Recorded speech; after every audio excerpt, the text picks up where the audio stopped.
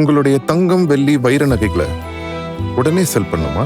நம்பிக்கையான நிறுவனம் Max Gold. Call 04445454545. Max Gold, cash for gold. நம்ம நாட்டில் விவசாயிங்க விளை வைக்கிற பொருளுக்கு அவங்களால விளை வைக்க முடியாது. ஒரு கார்பரேட் தொழிலாளியே அவங்க கம்பெனிக்கு எவ்வளோ லாபத்தை எடுத்து கொடுக்குறாங்களோ அதுக்கு தகுந்த மாதிரி தான் அவங்களோட சம்பளம் அப்படிங்கிறது ஏறும். ஆனால் அரசாங்கம் லாபத்தில் இருந்தாலும் சரி, நஷ்டத்தில் இருந்தாலும் சரி, அரசு அதிகாரிகளுக்கும் அரசியல்வாதிகளுக்கான சம்பளம் மட்டும் கரெக்டாக உயர்ந்துக்கிட்டு தான் இருக்குது. ஏன்னா இவங்கெல்லாம் இந்த அரசு இயந்திரம் அப்படிங்கிறத செயல்படுத்துகிற சேவை துறையில் இருக்கிறாங்க. அவங்களுக்கான சம்பளத்தை அவங்களே நிர்ணயம் பண்ணிக்கிறாங்க.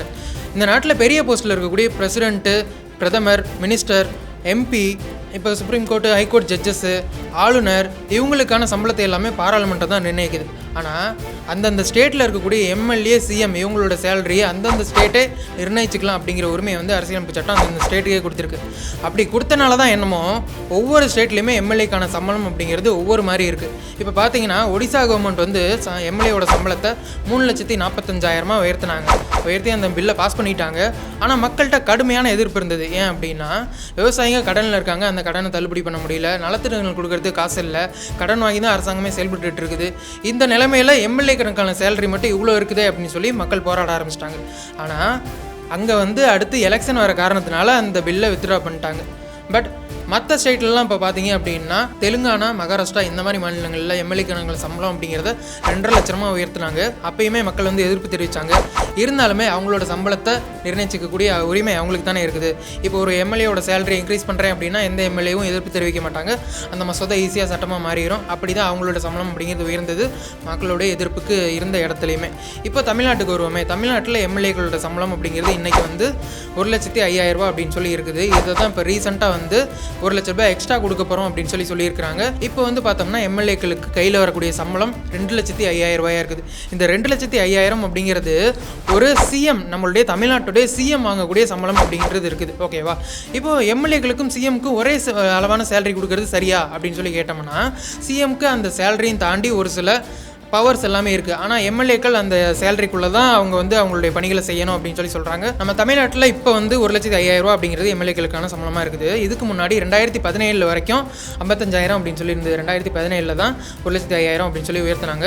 இதில் வந்து பார்த்தோம்னா சேலரி அப்படிங்கிறது அவங்களுக்கு பேசிக் 30,000 தான். மற்ற எல்லாமே அலோவன்ஸாக கொடுத்துருக்காங்க. சிஎம்கே கூட இந்த மாதிரி ஒரு ப்ரிஃபரன்ஸ் கிடையாது. அவருக்கு வந்து முழுக்க சேலரி தான் அதிகமாக இருக்கும். ஏன் அப்படின்னா அவர் இன்கம் டேக்ஸ் கட்டி ஆகணும் அந்த சேலரிக்கு. ஆனால் எம்எல்ஏக்களுக்கு அந்த சலுகைகள் கொடுத்துருக்காங்க. எம்எல்ஏக்கள் வாங்கக்கூடிய 30,000 தவிர மீதி இருக்கக்கூடிய சேலரி எல்லாமே அவங்களுடைய அலவன்ஸ் கணக்கில் வந்துடுது. அலவன்ஸில் வரதுனால அவங்களுக்கு டேக்ஸ் கூட கிடையாது. ஸோ எம்எல்ஏக்களுக்கு சிஎம்மோட அதிகமாக டேக்ஸ் பெனிஃபிட் அப்படிங்கிறது இருக்குது. இந்த சேலரி அப்படிங்கிறத உயர்த்தினாங்களா 2017.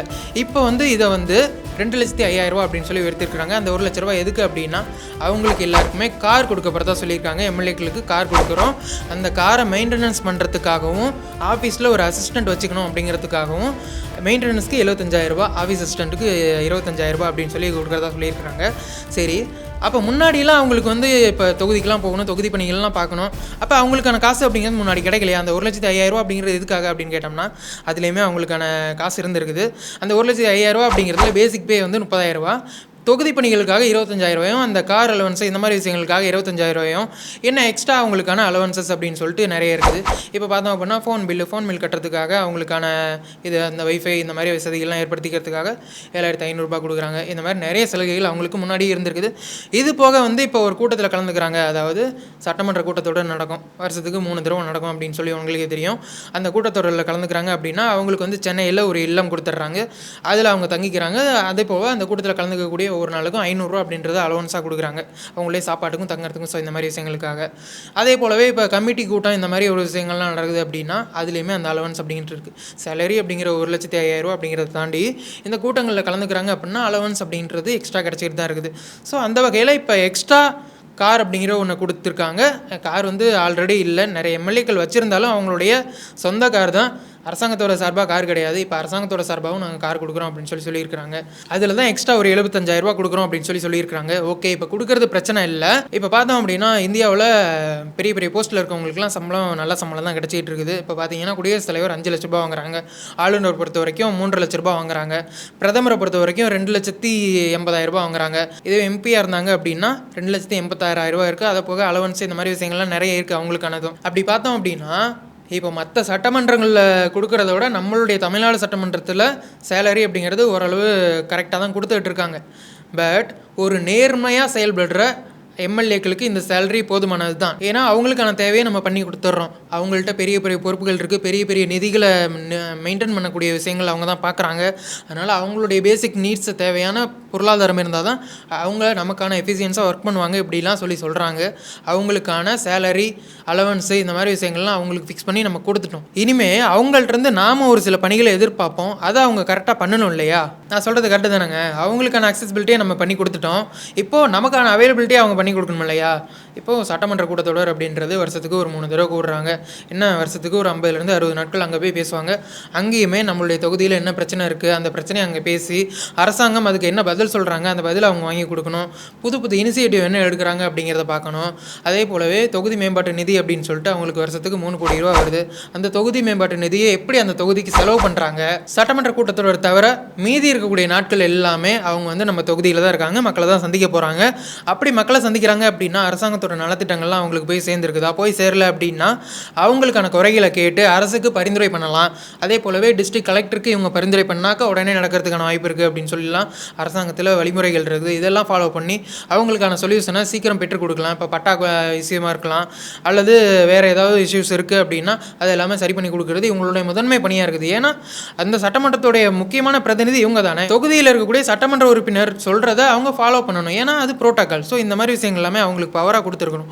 அதை அவங்க கரெக்டாக செயல்படுத்தி நமக்கான சலுகைகளை கரெக்டாக வாங்கி தராங்களா அப்படிங்கிறதையும் நம்ம பார்க்கணும். அதே போலவே இப்போ சட்டமன்ற உறுப்பினர்கள் எல்லாருக்குமே கார் கொடுக்குறத சொல்லியிருக்கிறாங்க. ஆனால் ஆல்ரெடி அமைச்சர்கள், முதலமைச்சர், எதிர்க்கட்சி தலைவர், சபாநாயகர், துணை சபாநாயகர் இவங்களுக்கு எல்லாமே கார் இருக்குது. ஸோ அப்போ அதை எல்லாமே ரெடியூஸ் பண்ணிடுவாங்க அப்படின்னு தான் நினைக்கிறேன். அதே போலவே ஒரு சில சட்டமன்ற உறுப்பினர்கள் எங்கள்கிட்ட ஆல்ரெடி கார் இருக்குது, ஸோ எங்களுக்கு கார் வேணாம் அப்படின்னு சொல்லியிருக்காங்க. அது அவங்களுடைய பெருந்தன்மை அப்படின்னு சொல்லி நம்ம எடுத்துக்கலாம். ஆனால் கார் இல்லாத உறுப்பினர்களுக்கு அந்த கார் போய் சேர்றது ஒரு நல்ல விஷயம்தான். அதே போலவே காருக்கான அலவன்ஸ் அப்படிங்கிறது ரொம்ப அதிகமாகவே இருக்க மாதிரி தான் தெரியுது. ஏன்னா ஆல்ரெடி 25,000 ரூபா அப்படின்றது அந்த பயணப்படிக்காக கொடுக்குறாங்க. அதே போல் இப்போ 75,000 ரூபா அப்படின்னு சொல்லி கொடுக்குறாங்க. அதில் கார் ஓட்டுநர்கள் இவங்களே நியமிச்சுக்கலாம் அப்படின்னு சொல்கிறாங்க. இந்த இடத்துல எனக்கு மட்டும் ஒரே ஒரு கோரிக்கை மட்டும் இருந்தது. அந்த இது உங்களுக்கு இருக்கான்னு பாருங்கள். என்ன அப்படின்னா கார் அப்படிங்கிறது ஒன்று கொடுத்துட்றாங்க. கார் ஒவ்வொரு சட்டமன்ற உறுப்பினரும் அவங்க சட்டமன்ற உறுப்பினராக இருக்கிற வரைக்கும். அதே போல் அலுவலகம் கொடுத்துட்றாங்க. அந்த அலுவலகத்துக்கு அசிஸ்டன்ட் போட்டுக்கலாம் அப்படின்னு சொல்கிறாங்க. அந்த அசிஸ்டன்ட் அப்படிங்கிறவங்க இவங்களுடைய பதவிக்காலம் முடிகிற வரைக்கும் இருப்பாங்க. அந்த மாதிரி தான் வழக்கத்தில் இருந்துகிட்டு இருக்குது. ஆனால் அதையே ஒரு அரசாங்க பணியாக மாற்றணும் அப்படின்னா, ஏன்னா கார் அப்படிங்கிறத நம்ம அரசாங்கம் தான் கண்டிப்பாக வச்சுருப்பாங்க, அலுவலகம் அப்படிங்கிறது அரசாங்கம் தான் வச்சுருப்பாங்க. அடுத்தடுத்த எம்எல்ஏக்கள் வந்தாலுமே அவங்க அதை யூஸ் பண்ண போகிறாங்க. அப்போ அதுக்கான பணியிடங்களை ஒரு அரசு பணியாக மாற்றினாங்க அப்படின்னா அது எக்ஸ்ட்ரா ஒரு அரசு பணியாக மாறும் இல்லையா? ஸோ அது அவங்க இஷ்டத்துக்கு, எம்எல்ஏக்களோட இஷ்டத்துக்கு அங்கே நிரப்பிக்காமல் அது அரசாங்கத்தோட பணியாக மாற்றி அந்த சம்பளத்தை அவங்களுக்கு நியாயமாக போய் சேர்ற மாதிரி நம்ம பண்ணோம் அப்படின்னா நல்ல விஷயமா இருக்கும் இல்லையா? அதே மாதிரியே ஆல்ரெடி கார் வச்சுருக்கக்கூடிய சட்டமன்ற உறுப்பினர்களும் நம்மளுடைய அரசாங்க கார் வாங்கினாங்க அப்படின்னா அரசு விஷயங்களுக்கு மட்டும் அதை பயன்படுத்தினாங்க அப்படின்னா நல்லாயிருக்கும். பர்சனலான விஷயத்துக்கு அதை பயன்படுத்தாமல் இருந்தால் நல்லாயிருக்கும். ஏன் அப்படின்னா அவங்க மேஜராக இப்போ ஒரு ஆடி காரோ அல்லது பென்ஸ் காரோ இந்த மாதிரி வச்சுருக்காங்க அப்படின்னா முக்கியமான ஃபங்க்ஷன்ஸ்க்குலாம் போகும்போது, அரசு ஃபங்க்ஷனாகவே இருந்தாலும் சரி, அதுக்கெலாம் போகும்போது அந்த காரை தான் யூஸ் பண்ணுவாங்க. அப்போ அந்த காரை அவங்க யூஸ் பண்ணுறாங்க அப்படிங்கிற பட்சத்தில் இந்த கார் எதுக்கு அப்படிங்கிற கேள்வி நமக்கு வந்துடும் இல்லையா? ஸோ அப்போ கொடுக்குற விஷயத்தை கரெக்டாக அவங்க யூஸ் பண்ணணும். அப்படி யூஸ் பண்ணாங்க அப்படின்னா கொடுக்குறதுல தப்பு இல்லை, நம்மளும் பெருசாக கேள்வி கேட்க போகிறதும் இல்லை. அதுக்கப்புறம் இப்போ பார்த்தீங்கன்னா எம்எல்ஏக்களுக்கெல்லாம் கார் கொடுக்குறீங்க. எம்எல்ஏக்கள் கார் கேட்டது எதுக்காக அப்படின்னா, இப்போ உள்ளாட்சி பிரதிநிதிகள், மேயர் இருக்கிறாங்க, நகராட்சியில் தலைவர்கள் இருக்காங்க, அவங்களுக்கு எல்லாமே கார் இருக்குது, ஆனால் எங்களுக்கு கார் இல்லை அப்படின்னு சொல்லி தான் கேட்டாங்க. இப்போ எம்எல்ஏக்களுக்கு கார் கொடுக்க போகிறத சொன்னதுக்கப்புறமா ஊராட்சி மன்ற தலைவர்கள் இருப்பாங்க இல்லையா, எங்களுக்கும் அதிகமான வேலைகள் இருக்குது, எங்களுக்கும் 2 வீலர் வேணும் அப்படின்னு சொல்லி கேட்டிருக்கிறாங்க.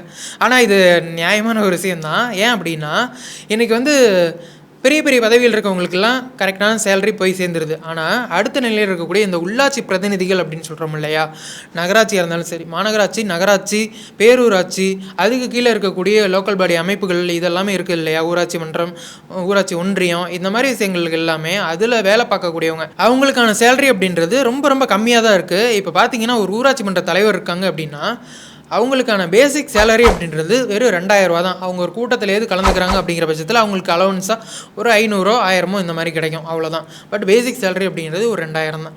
இப்போ பார்த்தீங்கன்னா ஒரு ஊராட்சி மன்ற ஆஃபீஸ் இருக்குன்னா அங்கே வந்து ஒரு கிளர்க்கு இருப்பாங்க.